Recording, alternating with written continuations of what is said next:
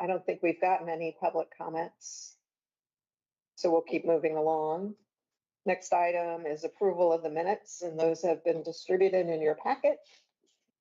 Let me know if you need a little time to review them or if there's a motion to approve. Okay. Is there a second for approving? Thank you, Dave. All in favor, say aye. Aye. Aye. And now we're at the action items. First on the action item agenda is expansion allocation framework. And that was distributed in the packet. We also have a handout that complements that. And I'll turn it over to Adrian. Thank you. This is going over what was introduced and I think recommended last time for an expansion funding allocation framework, looking at service that is either alignment extensions or frequency increases that are either requested by a jurisdiction, a group of jurisdictions, or by a business. We presented a framework that kind of identified whether the route was on some spectrum of regional versus local, it would be assigned a %. And then from there, based on the estimated cost for the service itself, the % for the locality would be on the locality to, or the business, to pay for the service. So Janice sent, I want to say on Friday, examples we ran through to get some of the estimated costs for the service and what those splits would do for, I think Joe just handed it out. But identifying things that we put in this expansion, so the 1A, the 2.7 frequencies would have been the 18, because that's part of the merit application, the 19, and then the 3 microtransit zones that are not route replacements. The ones that are route replacements we are not identifying as expansion because the estimated costs associated with them and the intent was to serve as the fixed route did, but a little bit more efficient. So just going through it, you can see the breakdowns and a little bit of the justification of the why. If you have any questions around it, I want to kind of kick it back to you, Barb, because I know that this is associated with also the letter that was received from Hanover County, the board, related to them receiving some of the 15% for service that they're recommending, and theirs is primarily paratransit service recommendation, which in that would definitely fall under the model of local. And if that changes at all, the conversation related to framework and expansion based on some of the jurisdictions' requests to receive service, even if they are more of in this framework, a local service. Any conversation? On the spreadsheet here, just a couple of questions. The framework we got last time and number 5 here in today's packet speaks to the 70 to 100%, 0 to 30, 40 to 60, 30. When we get to the spreadsheet, there's a much more precise measurement of regional versus local. How is that ascertained as to what the percentage actually is?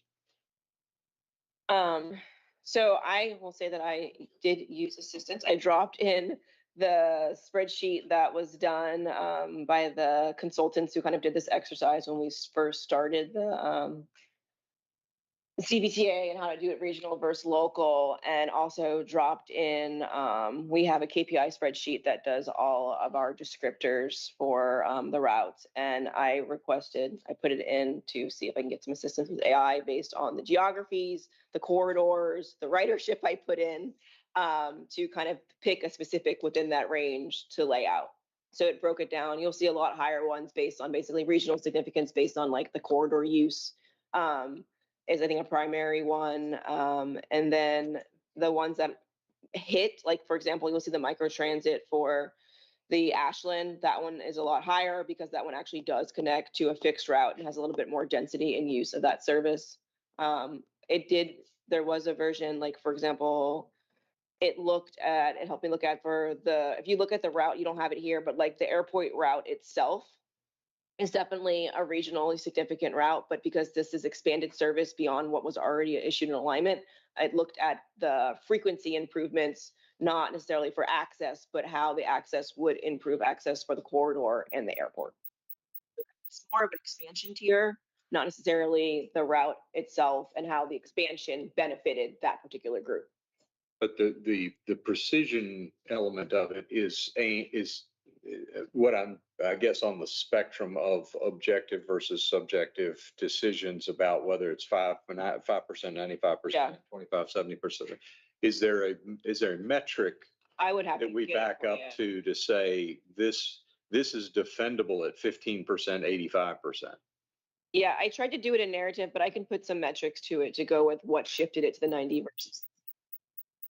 I just think I get what you're saying, yeah. Yeah, when we get into numbers and you got mathematics involved here Yeah. and percentages, I think it's important to be able to say this is how that 5% was derived. Yeah. That 5% turns into dollars. Yeah, it's more of a weight. Yeah, yeah. That was one Sure. observation. Yeah. I think I had another question, but I'll hold off a second while I try to remember what it was. I was wondering how this might fit into the FY28 Regional Public Transportation Plan. You know, you've got those workshops coming up. Mhm. Is there a way to kind of mesh that as we were talking about, you know, we've kind of got this one scenario where we're freezing our system at the formation of CVTA and taking anything that's from some date on. And another scenario might be, well, let's really evaluate that foundational system and make sure that everything in there is regional. And see what that looks like. So we can think about things a little more comprehensively instead of with this line drawn in the sand. So they're going to do 3 scenarios. They're going to do what you just described as kind of the baseline, but would end up actually being reductions to what we have today. Kind of 3 scenarios with this workshop. The workshop, yeah. And so there was second, which is getting all the feedback. So they've met with, we have all but Charles City County was the only one the consultants weren't able to get lined up. So we'll get feedback from all of them and then do a second scenario that is a little bit more advanced, has changes, and they'll do more of a unconstrained, I guess, scenario for the third, which if everything's a priority, would then of course to be reactive as far as we need revenue to go towards that sort of situation. I mean, like I said, I'm meeting with them on Monday to talk about the financial outlook, and this will play a part of it, but I mean, I can push it as a bigger part that we would like that also to be an input to, I guess, regional versus local and use of the funds. It's just going to be another alternative to, I guess, this versus, I guess, another one. But the question I would have is for now, where we have the merit applications and we find out on Tuesday, and then we want to do MOUs for FY27. How do we get past this next year in terms of service that needs to be matched? That would be my only question, because that's being designed for FY28, not for FY27. Mm-hmm. Right. And I will give you a heads up, Terrell, I don't know if we talk, but I thought we won't find out till Tuesday, but my understanding is that the logic is if we already have demonstrated the service need, we will not necessarily get the awards that we may have tried to seek for some of them, and which is a lot of the Henrico County things we've already put out there. So then another question is, with this particular lineup, how does this make our expansion sustainable? How does it impact funding long-term for sustainability? You know, because it requires GRTC money as well as local money, right? Right. So with the 90% on a lot of these routes, I think last meeting, I kind of walked away understanding that that first tier would really be reserved for BRT. And the second tier was fixed route. And then the third was microtransit.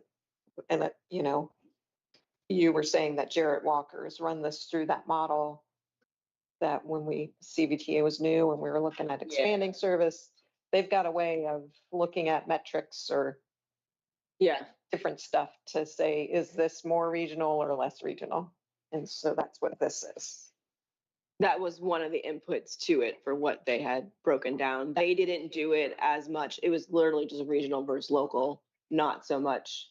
More or And less. we did alternatives for like, does that mean 30% match? Does that mean 50% match? Does that mean grandfathered? I took it a step further and broke it out into 3 tiers, but also tiers within those tiers, because nothing is necessarily, but I mean, so the BRT, which is on my other sheet.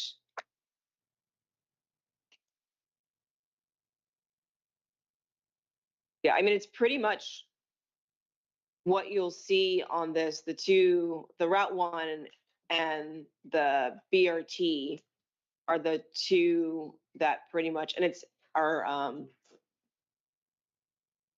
hitting the one corridor because it is the next BRT. So that's being picked up as far as, I guess, the density and the corridors within it and the activity.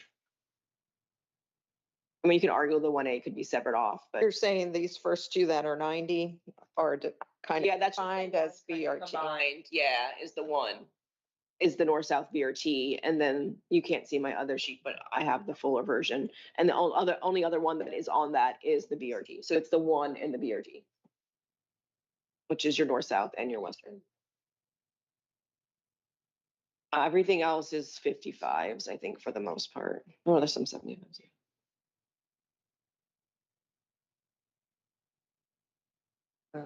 Can I ask a historical question? The expansion that has happened, year over year, decade over decade, or whatever it is, the expansion that has happened with GRTC through routes, whether fixed or link, whatever. Where do the requests usually originate? Is it from the locality? Is it internal saying this is something that fixes into the mission?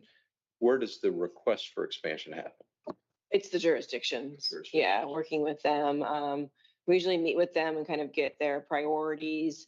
We did do with the network redesign, which of course Henrico led their version, the city of Richmond led their version. When the BRT was happening they had consultants come in and look at where we were today, and then looked at things like land use, future development, and identified priorities, not just for that year, but for like the years to come. And we had scenarios of like, what is baseline coverage scenario for like alignment just in certain areas? And then what would it cost if you also did that, but frequency? So we have a lot of, Henrico may have done some extensions in terms of like alignment, or like their Route 19 came out of that happened right after the BRT. But historically, if that happened, the jurisdiction also would pay for it. Henrico County used to pay mile for mile for their service. So they would budget for all of that stuff. And that particular year, they, I think, doubled their budget for service, because they also had never had evening service and had done that as well. The city of Richmond, when we did the realignment change they requested a budget neutral change.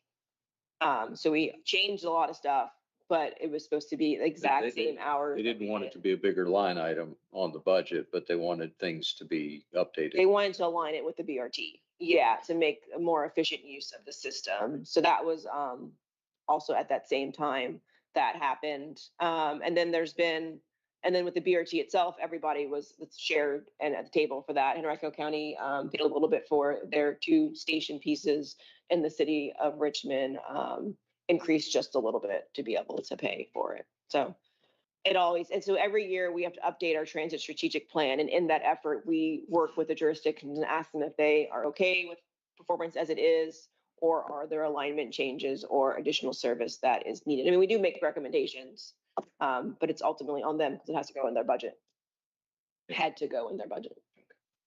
But so, trust me, right now, what I'm doing is thinking out loud. I'm just trying to identify kind of what this looks like from a practical standpoint. I was looking at it from from last month when we got the percentage split concepts.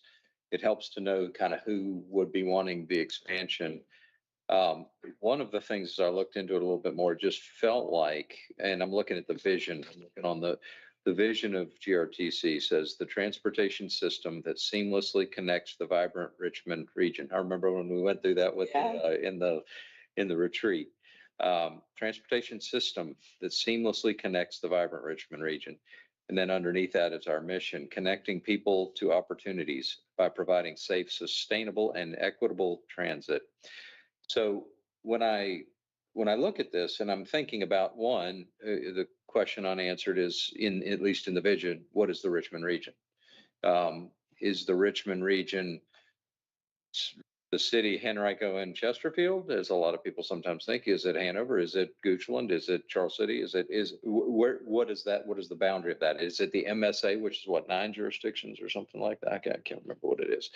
But if we're doing that, and I look at this spreadsheet that was handed out, really sort of makes it real evident to me that expansion, certainly beyond where we are right now, if I put a hat on that I don't wear, which is that of elected official or budget head or whatever, is that you're a regional leader for transportation, but if we want to link to that region, we're significantly on our own budget wise.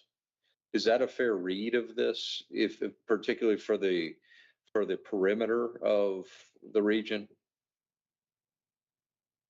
So we looked at is the 9 jurisdictions is what was in, I guess, the vision and the crafting of it, since that's what we're responsible for in terms of just the funding we receive.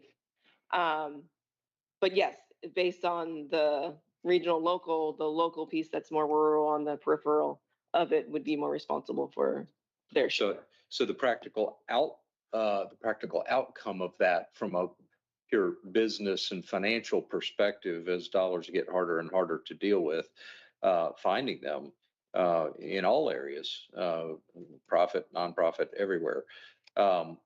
It seems to me that what that is doing is sort of closing the gates to expansion for systems, for desires to be on a system that are not already significantly connected to the system. And even if they're connected to the system, it may be evaluated at, well, it's just helping you and not helping the region.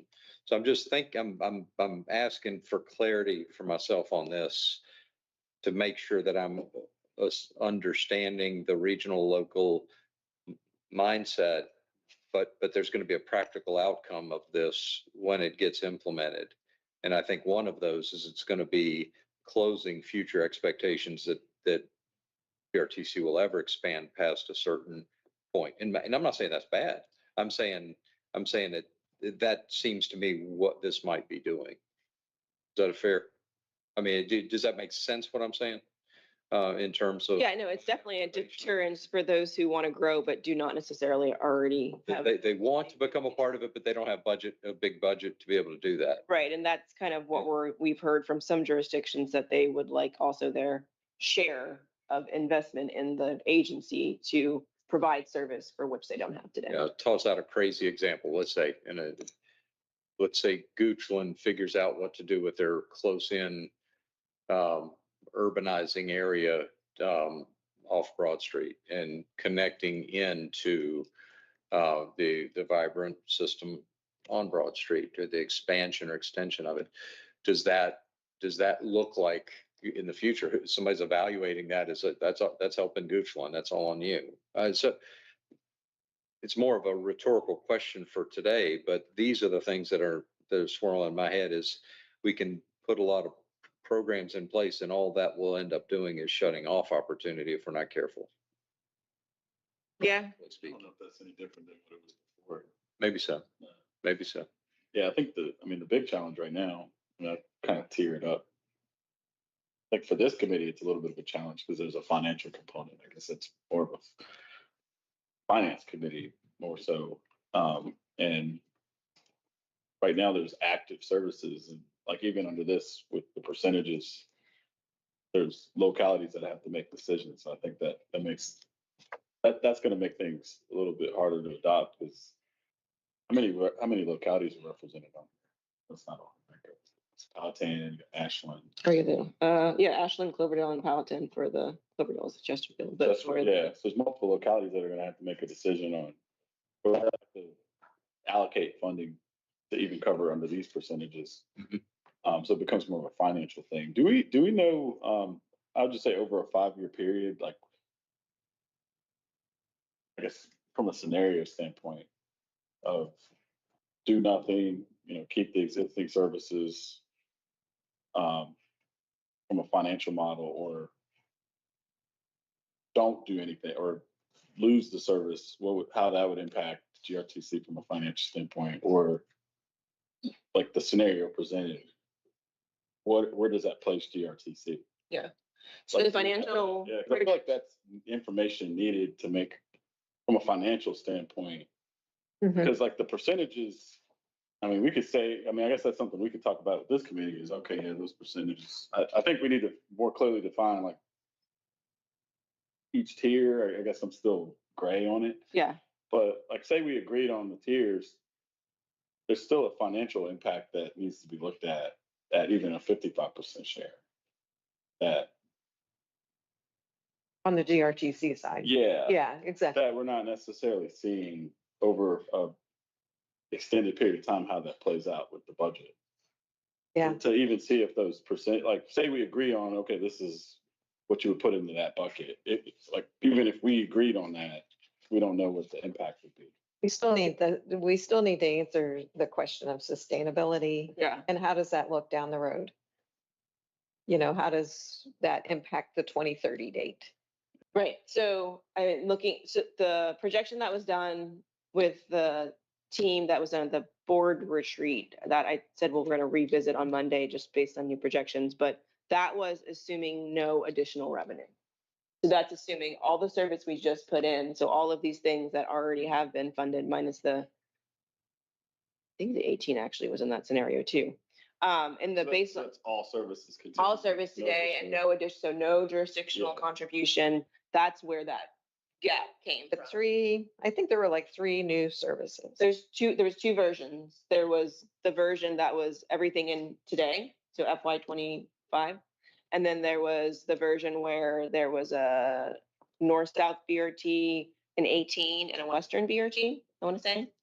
I have it in front of me, but those were the ones where the gap obviously gets bigger for putting in those additional expansions. But the no additional expansion scenario is where that gap was at that point was, it's right here, 2030, where we used all the restricted reserve to pay for anything. We are not trending that this year. Like the projection for this year is not what that was. And then because we are trying to come our best to flat. So this would offset, I think it just, whatever this is roughly $4 million. So it would just offset if you just did these particular ones, buy you a little bit more, but not significant. Yeah, because I feel like we need to see that because, I mean,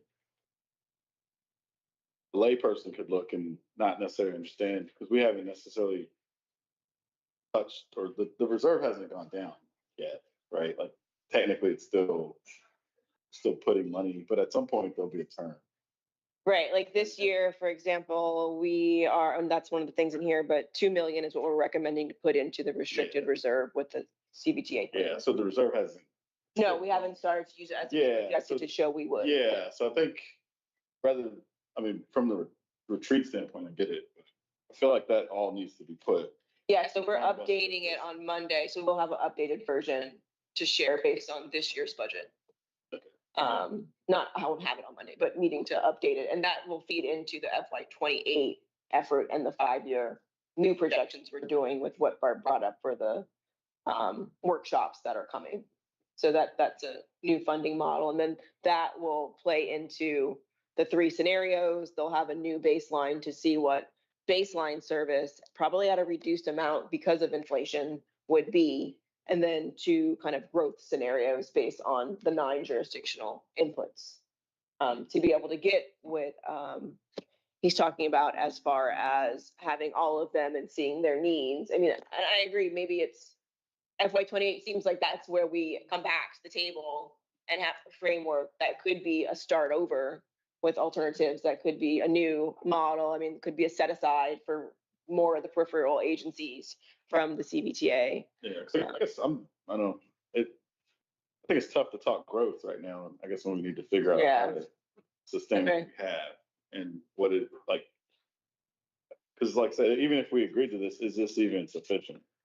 And I mean, like I said, local government making decisions aside, it's tough to tell whether this is sufficient or not. And that's just looking at this, like, I'm not even factoring in the other localities wanting more service or anything. I'm just trying to, within the existing box, can we solve that problem before adding additional variables? Yeah.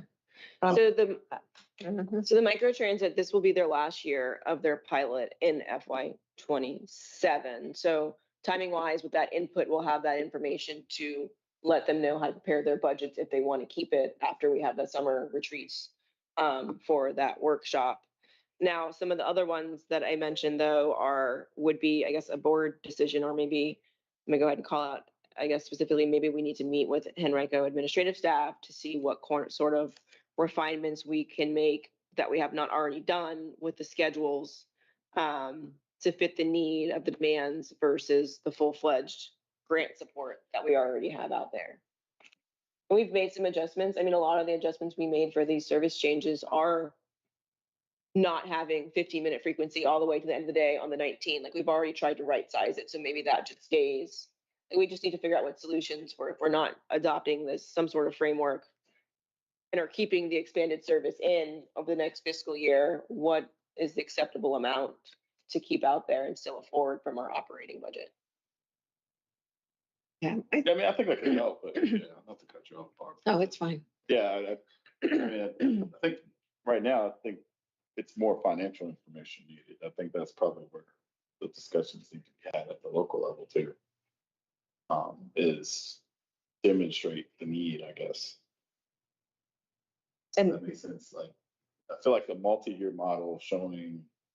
Yeah, it's coming. Yeah. Yeah, I think that's really where. And then I think at that point, that's when localities can make value decisions. Because it's right now, it's so many variables. It's like we just need to, okay, this is where we're at, and this is how to sustain it. Yeah. Because if we have 5 discussions all at one time, you're not gonna get anywhere. Yeah. Like, yeah. which lends itself to, new service that is supported by a grant that's available this year. I don't really want to introduce new service that is grant supported and get folks used to something that could be taken away. Yeah. Yeah. So I'd rather put the brakes on that until we can figure out how to keep what we've got going. We don't have anything for expansion. All the grants were to apply for a second, like demo to trip kind of thing. And we just don't know 100% the success rate of those, but assuming that they were not all given for a second grant to alleviate That's good.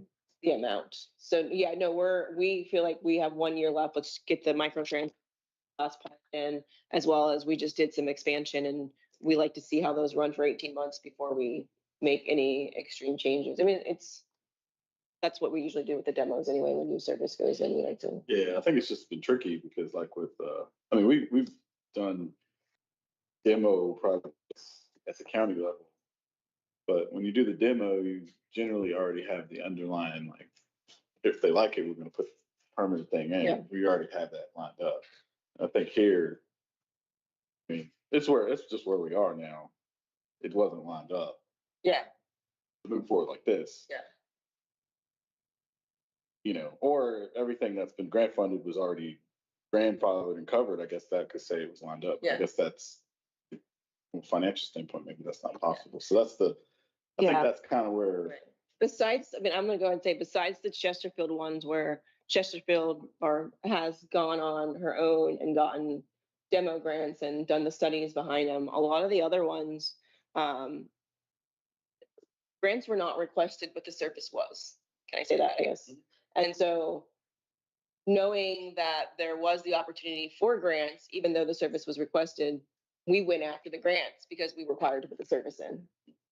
And I think it all just happened. We talked about Will you double click on that a little bit? Will you double click on that a little bit? Is there an opportunity there for, because it seems like, well, I just want you to expand on that just a little bit, that Chesterfield has done it a little bit different than others. Are we suggesting, looking for, encouraging folks to kind of take on that model, or talk to me about that? Sorry to butt in. I know I'm online, so it's probably awkward, but I wanted us to discuss that a little more.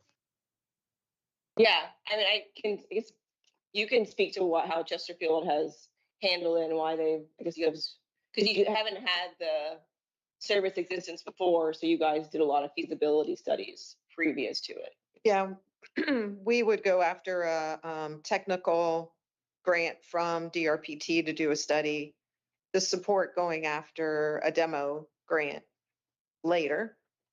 I would say that we made some assumptions about how service would be funded after the end of the grant that was probably, there were bad assumptions. So, you know, that, I don't know that the way we did it from a locality perspective was such a great idea, you know? And so the city, it doesn't really have, the only thing that really was expanded on was the original current BRT, and that was more or less was done as cost neutral. Henrico County, though, as part of our board adopted, it was a completely different board, but they did adopt the priorities for expansion to happen. At that point, the assumption was, I think, that the CBTA funds would either pay for the service, and the consultants and the staff at the time tried to show that that wasn't necessarily going to be a sustainable model. So to at least continue us forward, we applied for grants to offset the potential need to use CBTA funds in the beginning. Now, the microtransit, Mr. Donald, was not necessarily in that original. That was kind of a pilot thing we had done, because similar to the Hanover letter that was received, we had been getting a lot of similar conversations at the start of CBTA that they were not getting anything. And so we didn't want to use any CBTA dollars. So we used our COVID relief dollars matched with state funds to be able to provide those pilots. And that's where we are right now with those pilots. Got it. That's helpful. Thank you very much for that. So I guess the only direction I would want, it sounds like would be just for FY27. As we work towards a future framework for FY28, and the projections is these grants, as feared, are not going to be there, some of them in the future. And if the service should continue as currently in existence, or should we look at doing some alternatives that adjust the service? I'm assuming it's not to what they were pre-grant, but maybe some alignment changes. I mean, I would probably, I mean, that's what I said. I think we need to probably go on under the assumption of people want to maintain the service, and just clearly depict, all right, this is what this does. And that's what I say. I'm not even sure if this works necessarily over a multi-year. Oh, no, I'm ignoring this. I just meant the route expansions that are already in existence. No, I know, but I'm just saying, I think we need to kind of lean in and assume that there's a desire to keep it. Okay. What would it take, and demonstrate that? as opposed to, because like I said, I think we're gonna have so many, if we figure out, okay, here's what it would take to keep it, no one wants to do that, then we can lean in on, all right, here's some adjustments. I agree with that. I think that's a great way to go about it is making that assumption, but then demonstrating it is anyway, I'll just say I second that emotion. So this action item is gone for what it is, but it sounds like FY 27 well, expansions that happened over the last 2 years that no longer are grant supported should continue throughout FY 27. Granted, the demand is there for them. And then in FY 28, we'll revisit it as far as that prep this fall. I mean, is that kind of the? No, I think as part of trying to get this policy, I feel like we need to keep working on this. Probably overdue, honestly, where should we make a special meeting? Well, I think this is where Adrian's confused because I started earlier saying you're going through this regional public transportation plan concerted effort, pulling all jurisdictions together to do these workshops and vision. If the timing were better, that would really feed into the framework document. Okay. But she's got a timing issue with grants that are coming in. Yeah, I know we basically agree, yeah. Or, so maybe it is we kind of push the framework aside and make some very specific decisions just for these guys. Oh, sorry, Joe. Tried to hit me. I think that aligns with Mr. Anderson was saying about how do the other regional pieces fit in if we don't know that model yet. Yeah, so I feel like with this, the only way to move forward would be to assume they're all moving forward, and then that puts, I don't know. Then we're just doing what we already know we shouldn't be doing. Is I know, but that right? Kind of. that's why I was saying we probably need to keep working on this. I don't know how quickly we can work it out. I mean, like the reality is like one, I don't know if it works. I don't know if you guys may know or may not know. We're not seeing that. Two, if that is what's needed, localities have to go back and then make decisions. Yes. So that's going to take time. That from a FY for this budget, it might be tough, but as soon as you hit pause, you're never going to get a solution. You're going to be back where we are a year later. Mm-hmm. Yeah, I mean, really, Like we should have been doing this ages ago. Yeah. So I feel like there's some momentum. Like, try to keep it going. Maybe we get to some solution, but just try to limit the variables because too many variables. It Can't determine which one is making the difference. no. So the budget's going to be here for adoption in May. Yeah, like I said, I think if we can get, more information is needed, I think. I mean, the main thing it's showing out of these is that under this model, everything we don't receive funds for as far as match. So the Ashland, Cloverwell, and Powhatan are not this year. That's just a model. But the ones that are not receiving grants, honestly, it's probably the 19, the 18, and the 7s. We still have a grant for the 1, and Chesterfield still has a grant for the 1A. So it would be a conversation with Henrico County Administration about having to add, what is that? $2 million or so. Yeah, I guess I can't speak for other administrations, but if you want to speak to the Henrico administration, you need more information. Okay. Yeah, that's what I'm saying. I'm trying to some more information is needed, I think, to get. And maybe Adrian can work with you to. Yeah.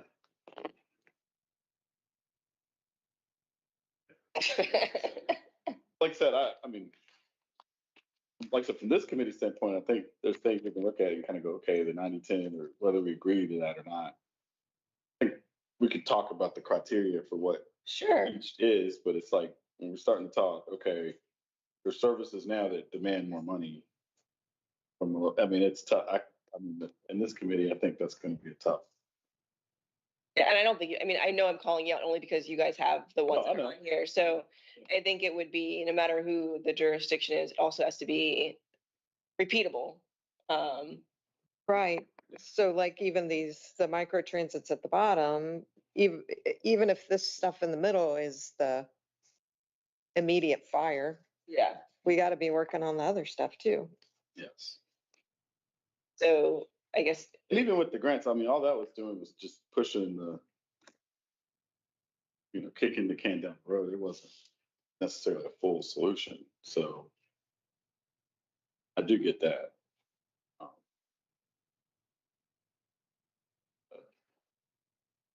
Like I said, Could we work on sort of a temporary framework document that we refine after we get through the FY28 regional public transportation plan? Just put something in place. yeah. So what happens first, though? The budget, right? What happens before? We need the framework for the budget. That's where, That's why we've got to do some sort of framework document. finance isn't meeting today. no. Yeah, so that's, But Adrian's meeting with Jarrett Walker Monday, Yeah. and you're going to be able to put together similar outlooks, budget outlooks, as what we saw at the retreat, but with some different scenarios. But not by Tuesday. That's what the What's happening Tuesday? board meeting. April board meeting. I mean, unless it's an input to, so the plan is that once we find out on Tuesday what we got funded, we're gonna update the budget document and try and get out no later than the following Monday, so that you guys can have an opportunity to review it prior to the expanded finance committee meeting. That will be a deeper dive into any questions that are with it. So the goal was to have at least a good version of the draft complete, final draft version complete by the Monday, yeah.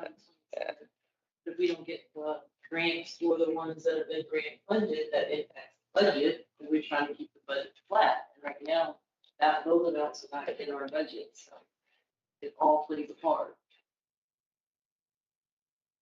I think what you said earlier, Terrell, about the assumption that we don't want to take any of this away.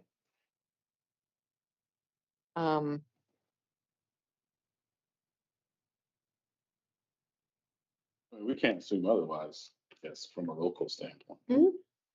Yeah. Like I said, all we can get is more information on, okay, you keep it, this is what happens. They go away, this is what happens. Some share happens, this is what fixes the situation. And I think that's why I was saying more information is needed. And that this happens, you mean this is what happens to the GRTC budget? Or, yeah. GRTC budget. And then, I don't know, ridership information would be good too. Yeah, it could be good. I think productivity and might be a better one, but yeah. Like the efficiency of it based on the cost of it, not just the rider. Yeah. What could we practically have by Tuesday that helps to move this along? We can't do what we're talking about, which I agree needs to be done. I mean, is it What can needed by Tuesday? That's why I'm not sure it is. When was the budget? May? So we may need something in between Tuesday and before, we may need some additional discussion. Yeah, I mean, I think what we're talking about is $2 million. So we can, I guess, make two alternative budgets that exist. One where Henrico County contributes 2 million, if that is what the framework is, and one that assumes it's just all part of the service.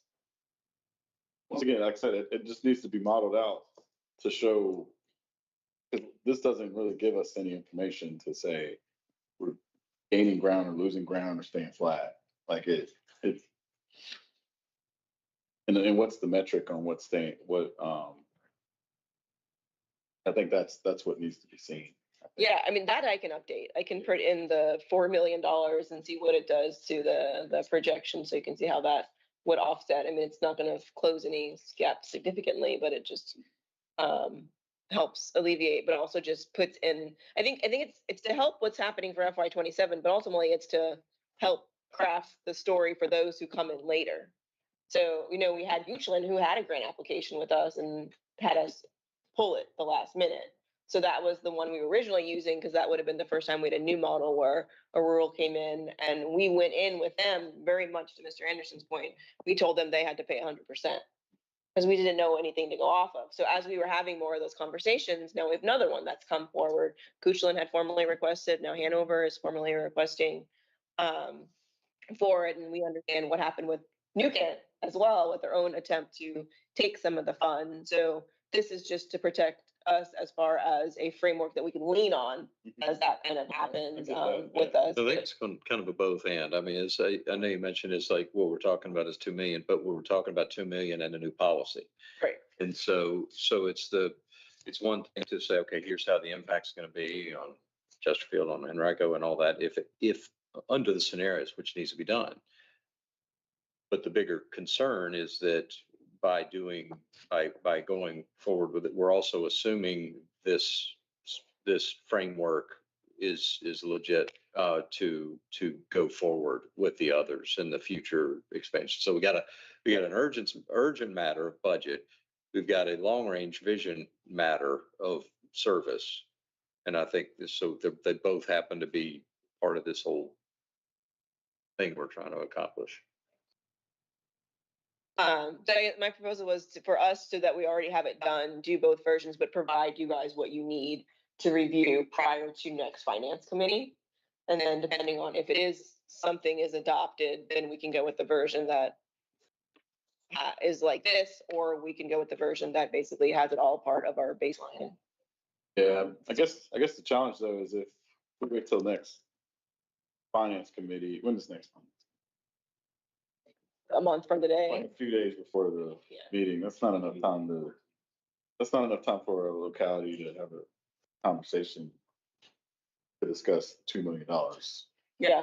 Yeah. So, I mean, that's what I'm saying. The quicker the information, I don't know if we need to meet in. Because the framework won't happen until then, yeah. Yeah. Like if your goal is to do it by budget adoption. That's if that's the goal. More things will need to happen than just waiting. Let me know what you would like. We'll start with information, I guess. It's gonna be better. Okay. Yeah. Right. You'll take that and talk to prep them for what?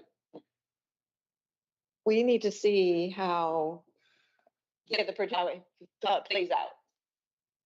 Okay. I can get that, but let me know if that's not enough for you to have those conversations. Yeah, like I said, I mean, I don't even know if those are the numbers that it needs to be. I guess that's maybe but. Like the cost of the service, you mean? Like, should it be? Yeah, if there's a financial problem, how much additional local share? Because there's still a lot of. yeah, there's still a lot of. Oh, no, that's not enough money to cover the gap. That's just us trying to come up with a consistent. Yeah, so that's where it's kind of like. This does not help as far as like fully having any sort of future sustainability model. But it could push it. Right, Yeah. right. Quick question, assuming that the new framework doesn't go into place, the GRTC side is higher, correct?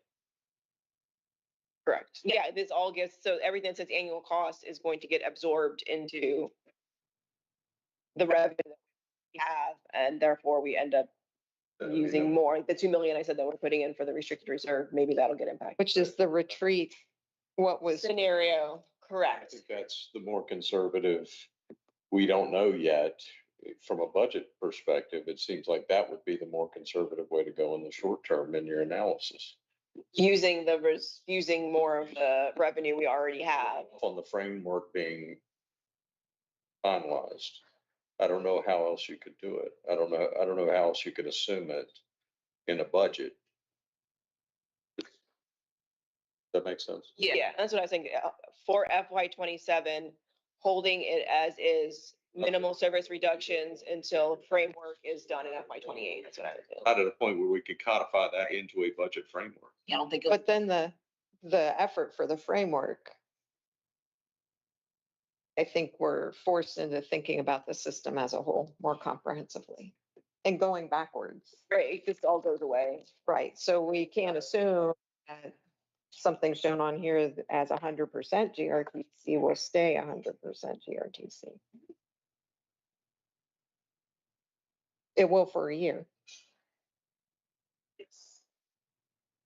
Yeah, the other thing I'll note, like I said, I don't know. Just, like Enrico's budget got adopted Tuesday.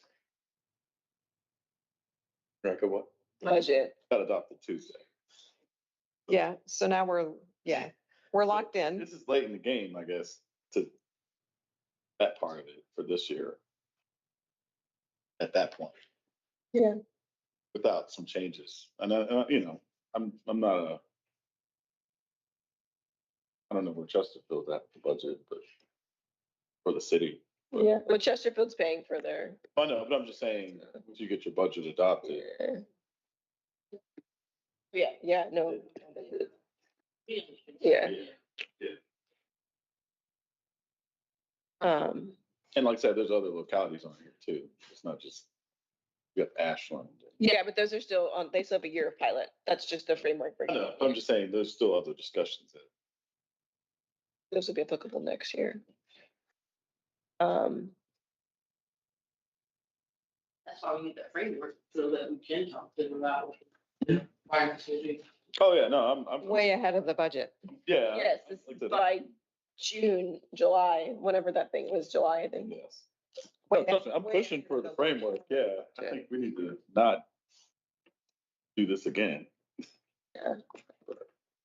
When we did put, when we met with each of the jurisdictions back in the fall as part of the input to your processes, every spreadsheet that was received had a version of this scenario. I think we went in with the assumption of no greater than 50%. So the spreadsheet that Henrico received had every single route and had, this is the extension cost. And the assumption is that if you don't receive the grant, we want you guys to be aware now that this would be the 50% share to alleviate, just as a conversation to set the state, to set the understanding that we will be at this point in April. Same thing with, I don't think there really were any, but the way we presented it to the city as well, we had like, this is the baseline requirement. These are the additional enhancement requests based on what things would change. Now, they didn't necessarily have any service change adjustments, but for other things on the list, like capital or like the zero fare on that as well. So we did try and prep within the budget timeframe, providing these spreadsheets back in the fall and met individually with each of the jurisdictions to go over them. So I would say we did try and put it out there so the conversations could happen, but we needed the framework to, we put a 50%, but like the real number was going to come out of the framework, which we didn't end up. So there wasn't a feedback loop yet from the jurisdictions on the framework. Is that fair or what? Was there feedback that we got? We did get feedback. Primarily it was kind of what he's saying, like more information needed, understanding the revenue sources you already have, why are additional funds needed, the continued conversations of education, I feel like, about how GRTC budget is happening and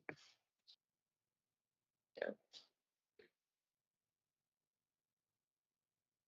So, yeah, I mean, I would say what we needed, of course, was the board support as far as that, because it ends up being us kind of explaining it. Okay, so it sounds like the direction is FY 27. We will look at the service also just to make sure the demand is there to right size it. one more time for those that are expansion, if any tweaks can be made for those routes.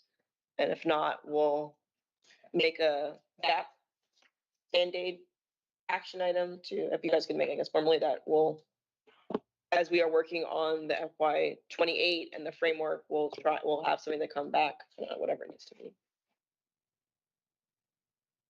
How do you feel about that, Terrell? I don't know. Like I said, I feel like the assumption, there's a lot of scenarios you just threw out with the looking at a gap cut service. I don't know if we're there yet. I thought of just figuring out, okay, model over multiple years what the impact of additional contribution would do. Or no contribution. Or control it with no service. That kind of gives information on, okay, this is what this additional funding could cover.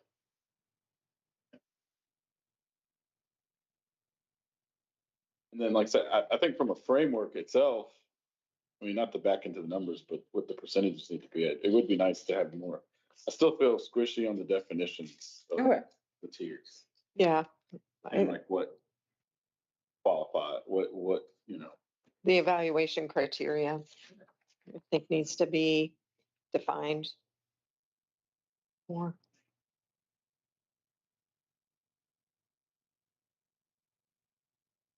It's like, I don't know, it seems like it could be a lot of debates the way it's set up right now. Or it's a black box where it's like we went into something and it comes out. It's too complicated. So it needs to be simple and clear. Yeah. To kind of cut out some of the, like, oh, this should be a tier 1. Easy to explain to Yeah. people. I mean, Yeah, if it's too complicated. data driven. But simple to explain. Exactly. Yeah, so you Super technical, but very easy to you know, explain. if there's a gap, and I don't want this to trip over into into the finance committee, but just sort of anecdotally, I think in our sustainability bucket, I think we should always consider that there are going to be future gaps. And we should be very much aligning, always figuring out what might not be available next year that has been available for the last whatever. As just because we have to be sort of, it's more of a, like I say, innovatively trying to think about what does that look like? Where does that come from? And not waiting for if there's a gap to come, but expecting, I mean, like New York's in the news big time about not being able to do free fare. And of course, they're just the, 800-pound gorilla, and they make big noise about that. But we're sort of in the same bucket of being a transit organization that for an organization that doesn't operate by the typical economic means where there's an amount paid, but except through grants and this, that, and the other. So I think that we're always at the mercy to a degree of these ever-changing grant funding elements, and to think that we're going to do okay until something is taken away. I think we should always assume things are going to be taken away and figure out and sort of lean into that conservatively, saying, how can we address those things, assuming some of this goes away? And clarity is number one in understanding that, what that gap looks like, or what gap thinking looks like. Yeah. And I think that's definitely, I think the board here growing, we all started with a lot of enthusiasm about expanding service. And now the reality of that's hit and that shifted, and we're wanting to be more fiscally conservative and doing just what you're saying is there's some level of funding we're confident about, but we need to be prepared for times when, that extra that we may be seeing disappears. And how do we keep things running if we're in that position? Yeah. had a chat the other day with a friend we were talking about economics and the craziness of, if anybody watched the space program and kind of what's going on there, and the success that's gone on with that. I mean, it's not related to transit per se, but the notion that after that success and money pouring into SpaceX, like literally pouring in, and they're like green light, engines, full cylinder, full steam ahead. And now they're looking to do an IPO. What gives? That seems really weird because they're enormously successful. But what they're doing is they're filling in the gap of where they know they need to be. And where they need to be is not flying around the moon. What they need to be is putting data centers in orbit and all these things. So they have their program, and they can't fund that with even the billions and hundreds of billions that are already on the books coming in. So it's unrelated, but it's sort of that gap funding is being looked at in the industry, in all industries, of where do we want to be, and then we got to just assume that there's got to be something else out there we got to be creative about to get to. I don't know if that makes sense. That does. I mean, we all want to expand, and I feel like we just put the cart ahead of the horse and, kind of move forward without having a real strong, clear funding source to sustain that. I mean, I do want a reminder that we had a 40% increase in operator. We went from a $50 million budget, even without expansion, to a $90 million budget. And that was strictly on just the outcome of the union negotiations. Yeah. And that was to meet market value. So, I mean, regardless of expansion, we would still be where we are today in terms of I'm glad inflation hitting that. So expansion, just in context, I mean, we're looking at somewhere around $9 million of all of that increase on top. Like, so it's not really specifically the expansion that put us where we are. And I feel like we were pretty fiscally, I mean, I think we're evaluating our metrics like an NTD. We're definitely look at it from conservative and fiscally responsible as far as like our funds and being resourceful. So Yeah, for my part, my analogy and so forth is not meant and intended to be criticism. It is intended to be a mindset. Oh yeah. It's intended to be the sort of the way we get up is expecting things to be more challenging next year with the dollars tremendously so, but not losing sight of the vision and the mission that I read off earlier in the meeting. It's a great vision we came up with, great mission. Don't want to change that because budgets or whatever. And so thinking down the pike on that it's more of that, again, just that mindset of expecting gaps and filling the ones that we haven't even heard of yet, is what I was trying to bring up. Yeah. And I was just complimenting it with what you were saying, that was a gap that we did not perceive, that we were going to get such a significant increase with the operators that would impact our ability to do sustainable expansion. Yep. I mean, that really would have taken us quite a bit. If we're doing 9 million in expansion and we had our budget was 40 million left, like that would take us very far. But unfortunately, we had something that was identified that took us to where we are today. So going back to what was assumed back in when this was approved by our board, it was before COVID or somewhere around there. They didn't know that was going to happen. And so assumed the budget could absorb it. So yeah, I mean, we're always going to, all the revenue sources are for change.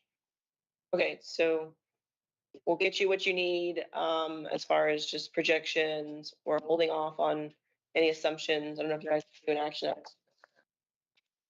No. We just don't do the action item. I got it. Okay. Whew. It was quick.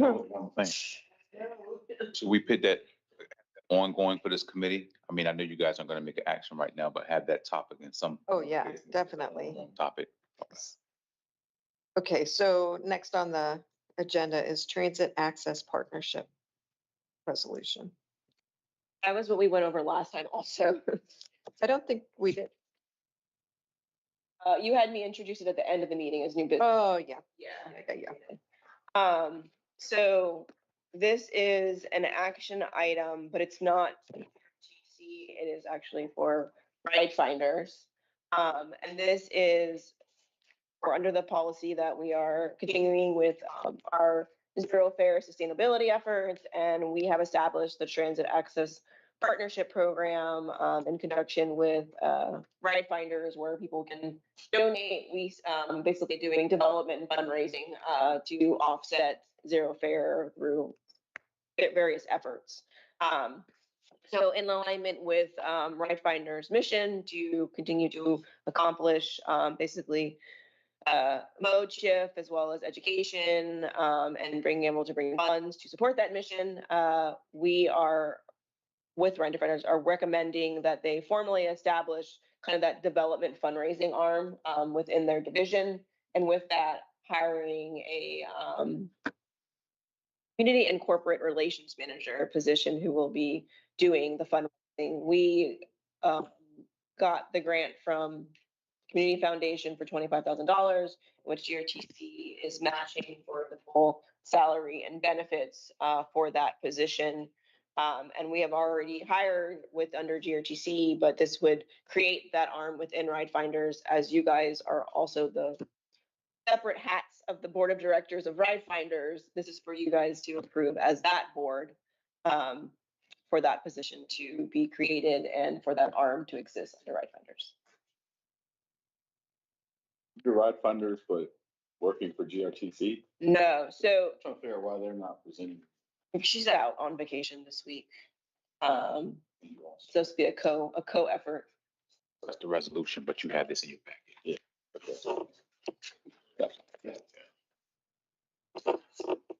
But the way that it works, so it's they're a separate entity, but we have under this, it explains that they are leased employees from GRTC.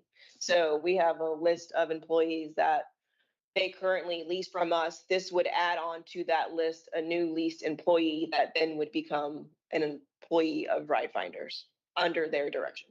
So currently the leased employees it's more administrative functions like accounting, HR, IST, is that right? No, every single one of their employees, including Sharika, are GRTC employee leased to them. So that was just the model that was created in '98. And so we're just adding an additional position to support that fundraising piece. But you've hired the person. We've hired her in an interim capacity to take on the TAP efforts, yes. GRTC, but for purposes of RideFinders is the 501c3, so all tax deductible donations go through them. So it is the right place for that individual. So there's the relationship between the 501c3 of RideFinders and the corporate entity of GRTC. They're completely separate entities, correct? But For accounting purposes. For accounting, but as far as everybody, yeah.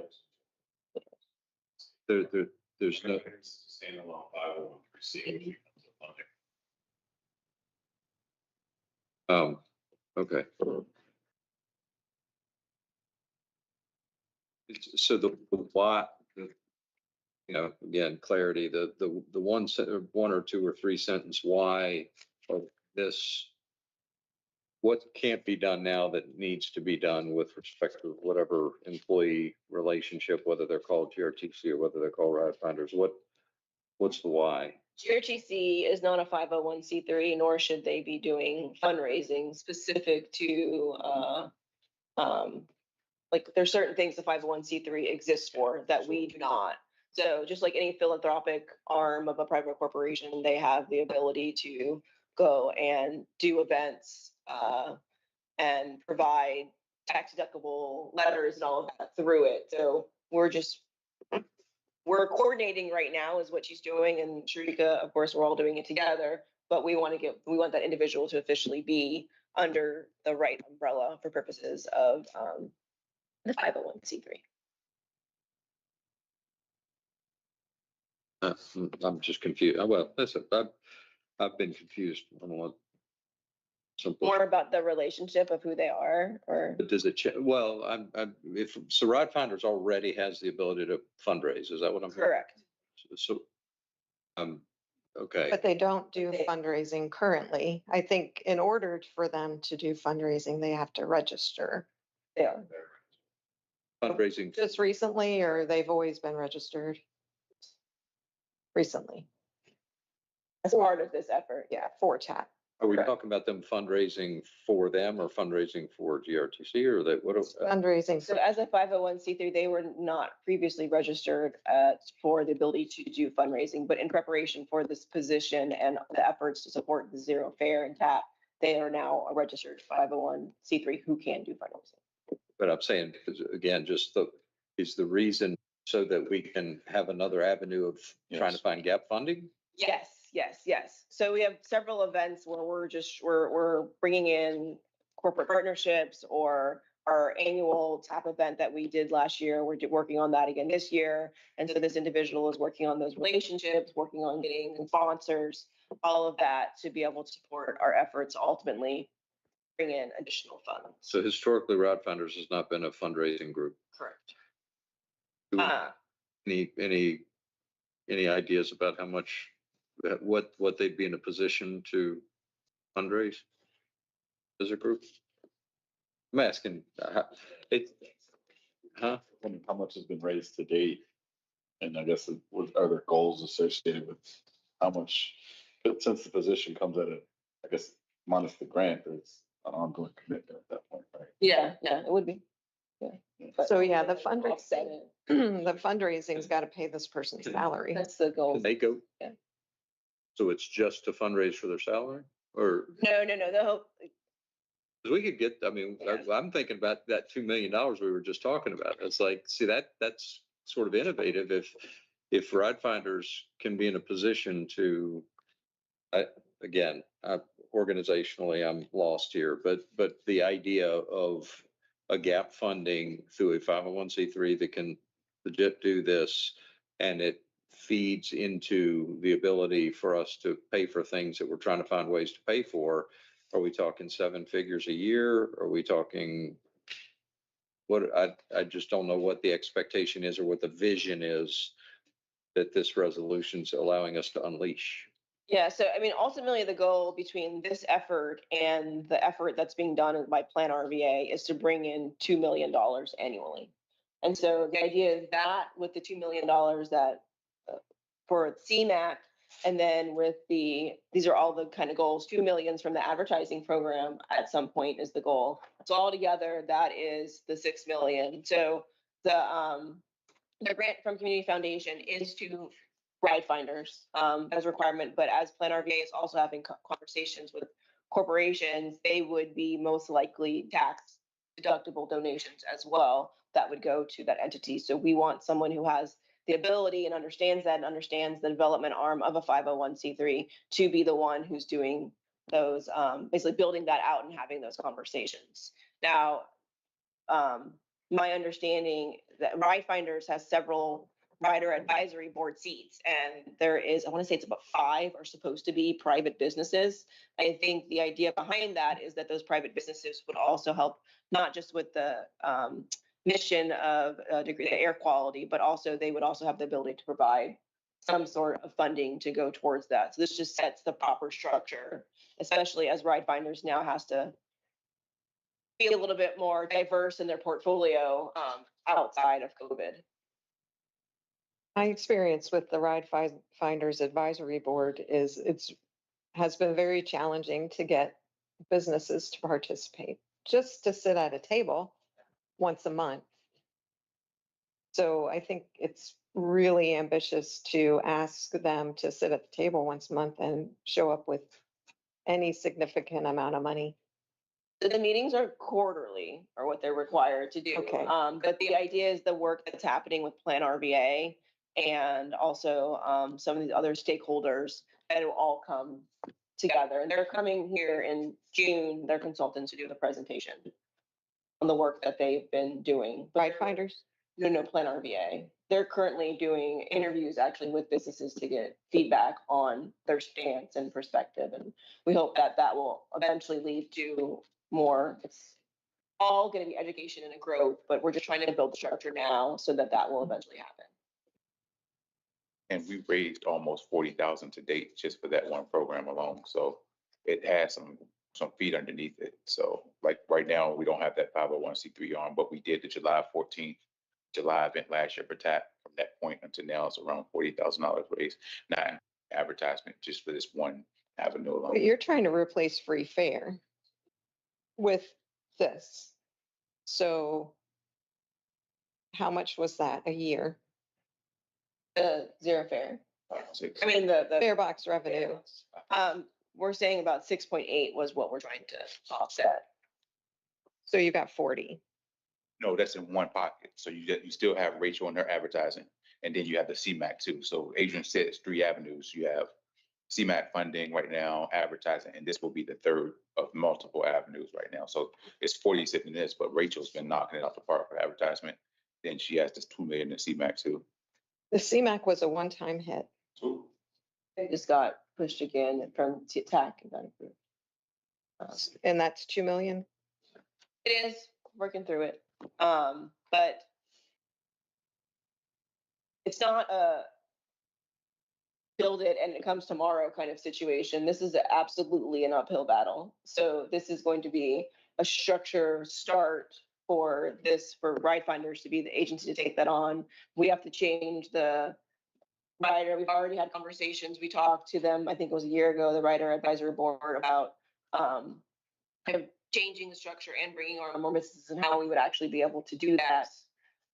As well as this region does not look at transit the same way as other regions, like Atlanta would be an example where the businesses do have quite an investment in transit. So the idea is we're working with NRVA and working with others to get this region to get to that point, which eventually would be a funnel through RideFinders. So I'd like to see that $25,000 grant be used to put a plan into place. Like you've thrown out all these ideas. Yeah, the grant was specific to the position.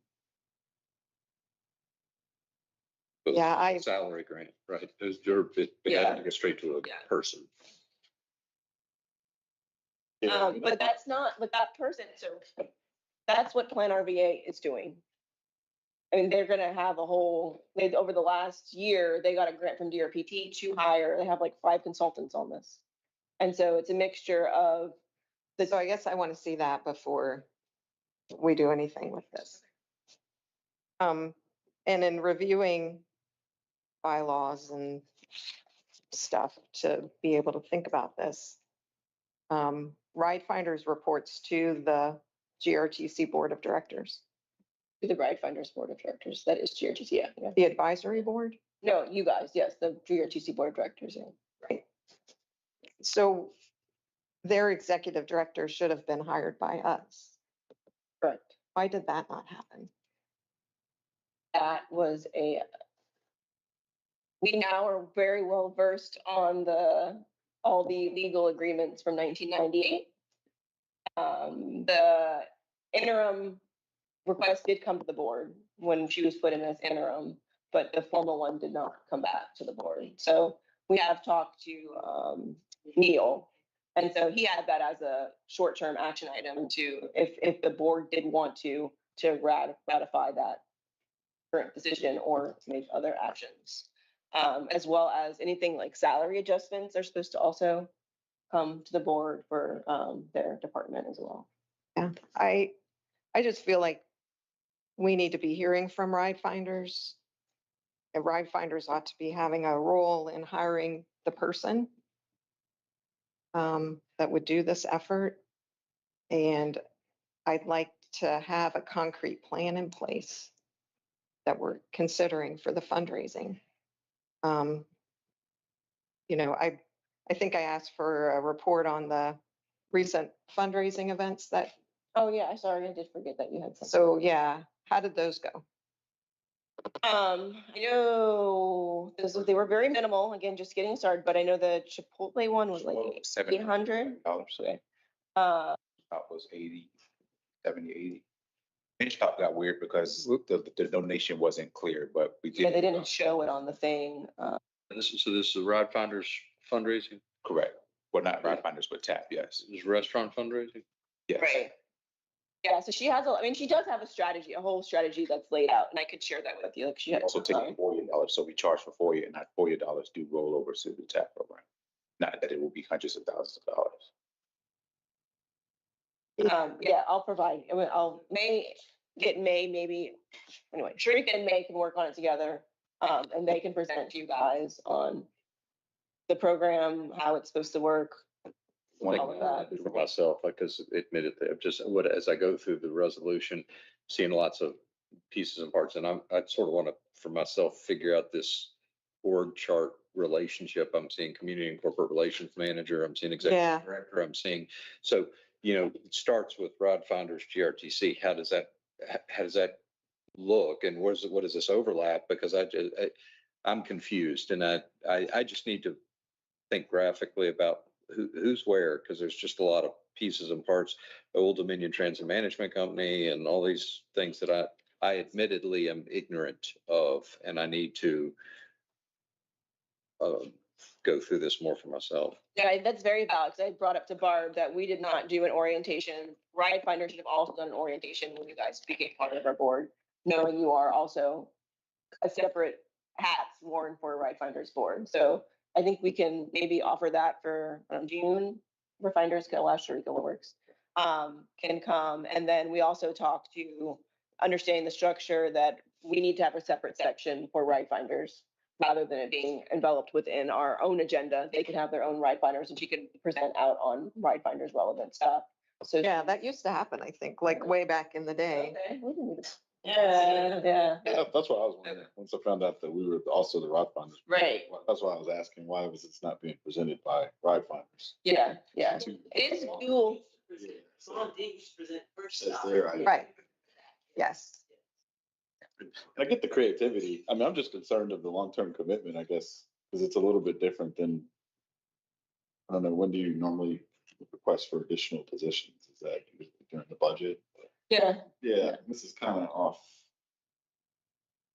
It's separate from the budget, where I guess that would be that's one concern. I guess two, it sounds like we're starting with something grant funded again that we're now going to be committed to. So it's like to her point, like what's the plan? I was kind of wondering. I mean, if we to date made $40,000, positions $25K grant funded, it's almost like how do you get beyond breaking? We got 15. Yeah, how do you get beyond breaking even? Yeah, and well, I mean, And then you're not going to do it with Chipotle fundraisers. no, like a PTA, we'd be excited about a Chipotle fundraiser that did that, but Our PTA infrastructure dollars. decided it was not worth the effort. Really, it wasn't really a lot of effort. Didn't get any substantial money. Point, do you guys, those groups, do they have other substantial efforts of revenue raising in that manner? Things that are appropriate for a PTA, like a carnival. You know. Carnival bar. I mean, it's advertising. You do a carnival and you advertise, or I do more sports than PTA, but you get a banner, you pay for your banner, the real estate agency gets hung on the fence. It's advertising. That's just like what we've already been doing. I mean, just look at the title though. It's not just about bringing in funds. Like it's about, as you said, we do not have a specific corporate relations person and a community person who's out there having a presence in terms of outreach for this perspective, more about partnerships related to GRTC and RideFinders. And that is important, I would say, even just as a position itself. Ultimately, we want those relationships to grow to additional funds. But the position itself is needed just for us to be relevant to having those conversations. Yeah, I hate to be so negative. I just know how hard it is to get people to talk about ride sharing, to go to a business and get them to talk to you about teleworking or van pooling, because I used to be on that advisory board. How hard it is to get your foot in the door for that. And now you're trying to get your foot in the door to get a chunk of change. It all sounds good, right? But highly optimistic. can't get more money if we don't do anything, I guess. Well, it goes to what Terrell's saying is advertisement Right. seems viable. Yeah. And I will say the genesis of this was a recommendation by a board member to create a development position. I get the, Or quick, I'm sorry, quick point. jumping 2 feet in, it's a full-term commitment. No, no. Not a fan of I mean, when you commit to a position, you like to know that it's staying. This one just seems like there's an ROI component that now needs to be added to said position to justify its existence. And what happens when that doesn't happen? And I mean, honestly, that's the reality of a 501c3. That's how they live. Grant by grant, they get more grants or they try and fundraise. Like it's a 501c3. That's just the nature of it. They don't have the benefit of having a dedicated like tax stream to make it a sustainable position. And then all of the RideFinders funding is grants. They can increase their state contributions. They have CMAQ contributions, but and they have the small amounts from the jurisdictions that they get. She would just have to get additional funding to go toward from her current grant set. Yeah, I think going after grants is a lot different Yeah. than It's governmental funding versus. exactly knocking on a door. 501c3s, I was on the board of a 501c3 theater group for a decade. You pull out the word grants and put in contributions. Yeah. And what you're talking about is you're talking about a spirit of like-mindedness that causes people to plug that in. Now, certainly grants are going to be a line that says, here is something that allows this to be chased after. But my big curiosity is if RideFinders is in and of itself a 501c3, it has a mission. It has a specific mission. It's probably quite a subset of GRTCs. So I'm curious as to what the contributing public would be that we could gather for that RideFinders could reach out to that would be a significant income stream or a sustainable income stream, which is very important because 501c3s are absolutely, they got to be spot on year over year over year over year to maintain. And they've got to deliver real specific things or else the what is it? The community fund or the community foundation, folks like that. They check in and they're like, is this achieving the mission that my money's going into? So grants, contributions, I put those kind of all in the same bucket. And 501c3s are, they're not a lot of grants for 501c3s. There's a lot of people that care about what those 501c3s are doing and they pony. Yeah, and I guess at what point there's usually some size that you get to before you hire full-time staff. A lot of times it's working. As far as like what you can bring in? No, just usually with nonprofits, you depend a lot on volunteers up to a point. Then at some point it becomes self-sustained. Yeah. I don't know. I mean, I spoke here something, but generally speaking, I guess my approach with my line of work, something new and not sure. We usually start with staff augmentation, or we bring in a consultant or somebody to handle it. So it ends up being more of an extension of our staff that operates like our staff, but it's not. Isn't that more expensive? It's also not full commitment. Right. So if things go south, you don't have an employee that you need to. Yeah. So what you've done right now is we have not impacted the budget because we have the grant, but we've also tapped our outreach person. So that person has been reassigned to that position for this budget period. We have gotten other grants. I mean, small ones like Sheltering Arms is a community foundation grant. So that's come through us. All of these go through RideFinders as a 501c3. RideFinders does not, and these are conversations that Shrika can also have with you, but they do not have the background or expertise to be able to do this. So even if it was volunteer-based, who's leading them? So without someone formally established, and we've been having the Transit Access Partnership, which is the 501c3 that goes through RideFinders already, but I have also been wearing that and that's not necessarily my position. I'm trying to hand that over. So yes, it's already been staff time, but I don't necessarily have the bandwidth. I feel like we've done the last 2 years, like we've kind of established partnerships. We have stakeholders. We've got the Plan RDA study.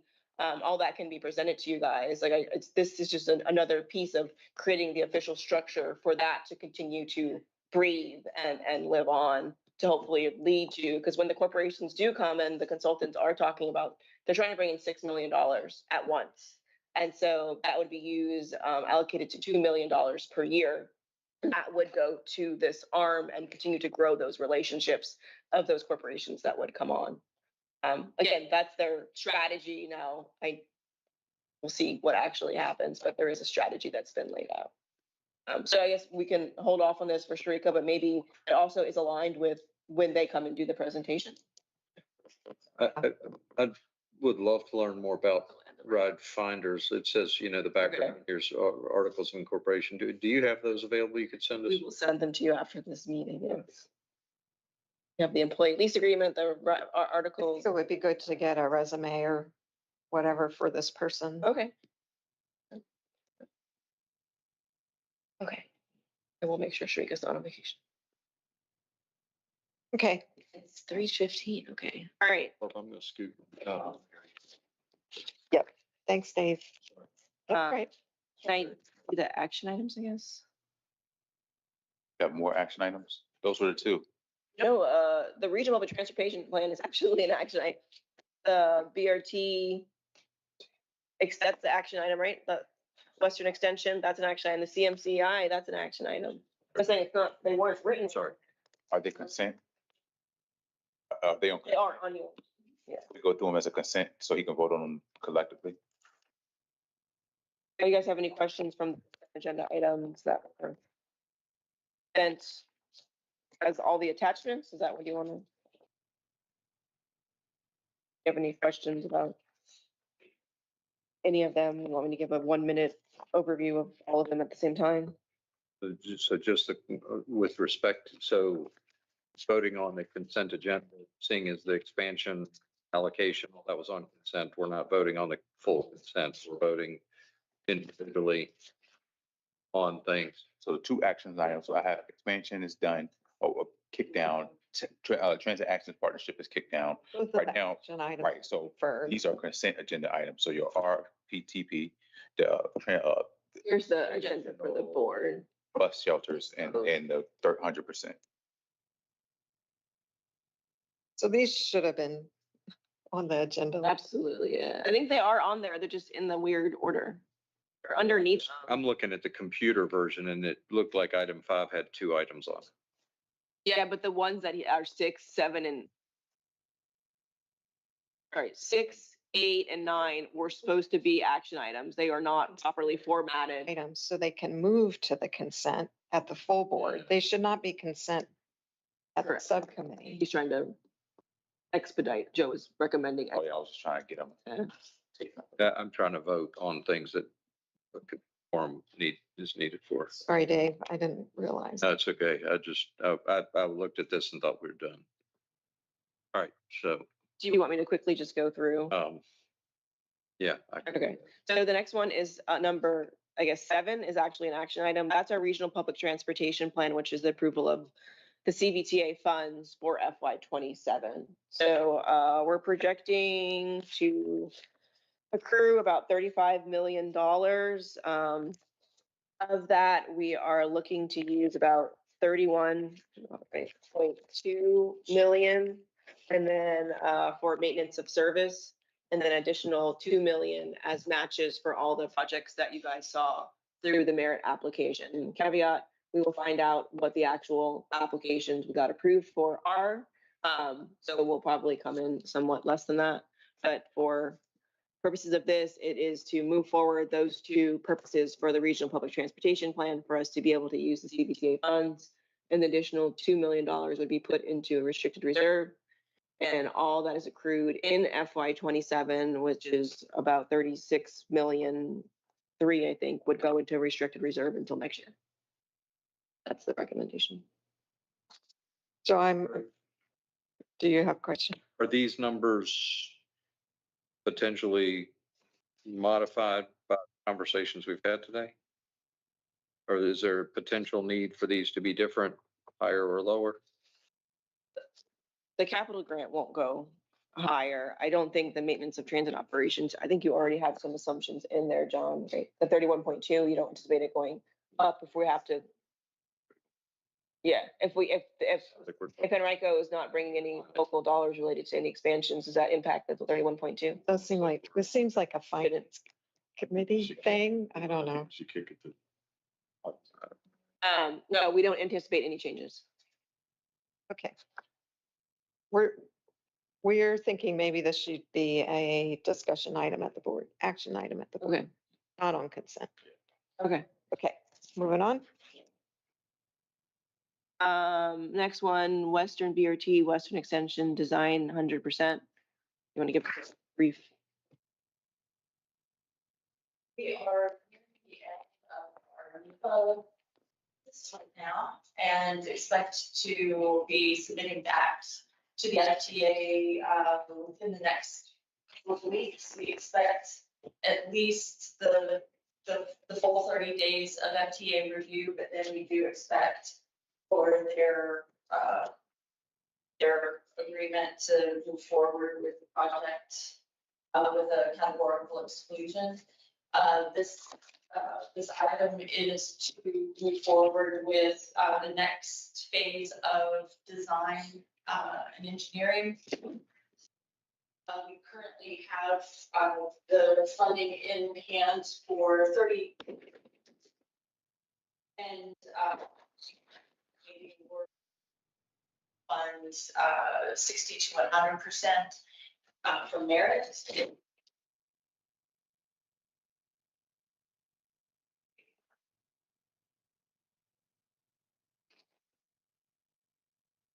Okay, so you're trying to approve a contract in the amount of about $6 million for design, development of 30 to 100% plans for the Western extension.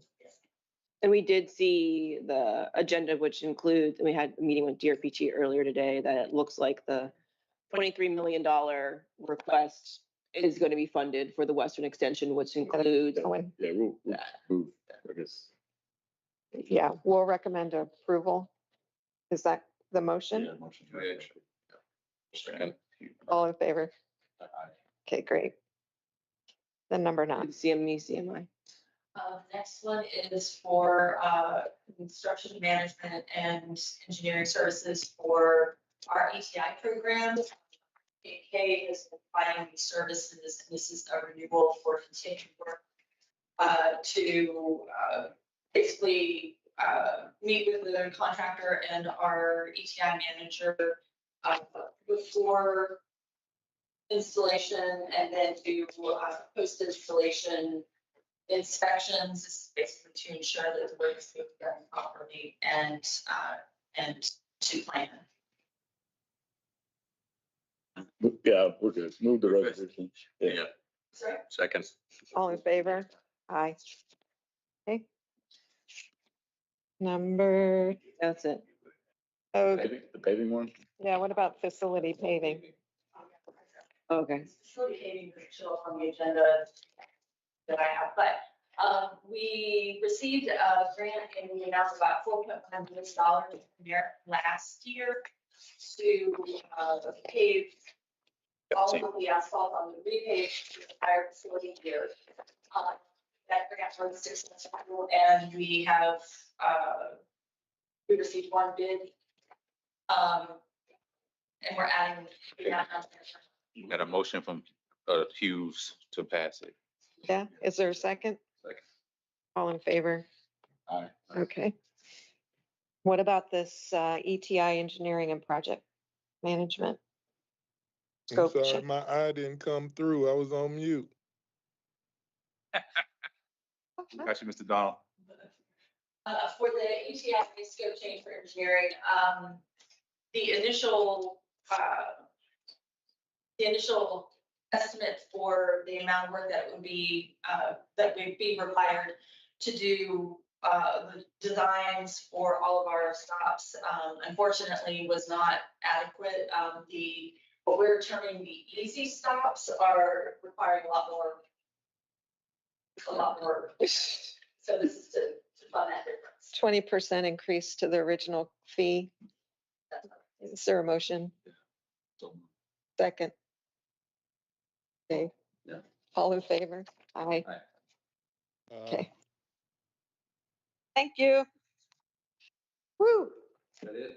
that's it. Is it? Sorry to hold you up. Don't like rushing you guys. That's okay. I'm gonna take this. Thank you. Y'all too. All right. Are there any questions on those items? We just That covered. was all clear. Okay, Push the hard one off. all righty. Full board agenda review. On what we ended up putting in all the submissions for, because it'll come to the board. We finalize. We ended up submitting 6 pre-applications, 2 for the North South BRT for the second Azalea, Brook Hill, to 8th Street, and then from, Southside Plaza to Stonebridge. The city of Richmond is submitting the smart scale application, submitted the smart scale application for that central section. We also submitted on behalf of Henrico County a smart scale pre-application for Western Extension for construction funding for that project, as well as for a Willow Lawn Transfer Center and Park and Ride. All one or two? 2 separate. Mm-hmm. The construction for the Western Extension is 1, and then the Park and Ride and Transfer Center was the second. We submitted 1 smart scale application for the downtown transfer hub for construction funding for that. Permanent? Yes. And then we also, on behalf of the Virginia Public Rail Authority, submitted an application for the Fulton Guard. Oh, yeah. Oh, yeah. I know about that one. Oh, they could use you guys? Interesting. 1, 2, 3, 4, 5, 6. Okay, great. Good luck. All right. Any other new business? Otherwise, we'll adjourn. I don't think we need a motion. We can just adjourn. Thank you, Mr. Donald. If you need anything, let us know.